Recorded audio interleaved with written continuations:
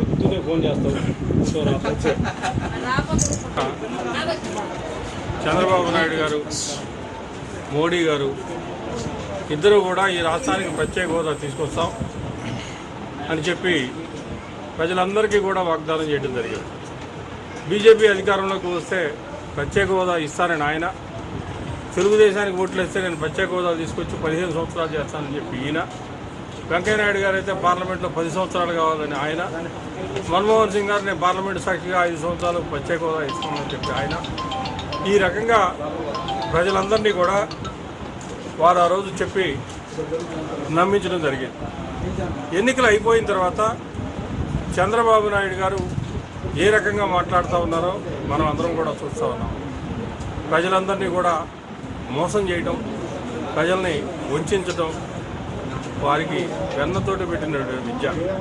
గతంలోనే అదే జరిగింది, మరలా కూడా అదే జరిగింది.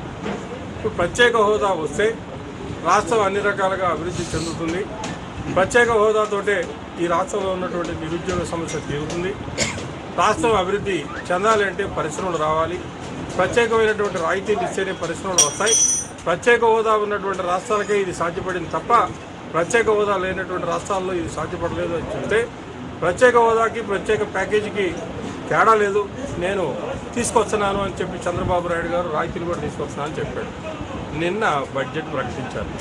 నిన్న బడ్జెట్ చూస్తే ఎక్కడైనా ప్రత్యేక రాయితీ, ప్రత్యేక హోదా లేకపోయింది, ప్రత్యేక రాయితీ ఎక్కడైనా మనకి ఇచ్చినటువంటి దాఖలాలు ఏమైనా ఉన్నాయా?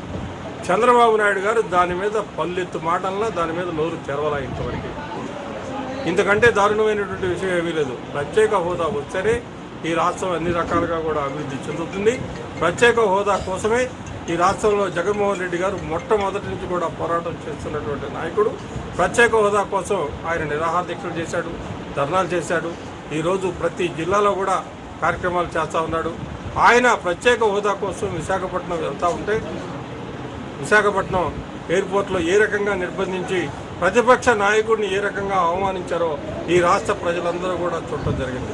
చంద్రబాబు నాయుడు గారు ప్రత్యేక హోదా తెస్తాను అని చెప్పి అది తేవటం కోసం ప్రయత్నం చేస్తున్నటువంటి వాళ్ళని ఆయన తేకపోగా జగన్మోహన్ రెడ్డి గారిని ఏ రకంగా ఇబ్బందులు పెట్టి ఆయన ప్రతిపక్ష నాయకుడైనప్పటికీ విశాఖపట్నం ఎయిర్పోర్ట్లో ఏ రకంగా నిర్బంధించారో ఈ రాష్ట్ర ప్రజల సాక్షిగా జగన్మోహన్ రెడ్డి గారిని అవమానించడం జరిగింది చంద్రబాబు నాయుడు గారు. ఈ రకంగా ప్రత్యేక హోదాను నీరుగా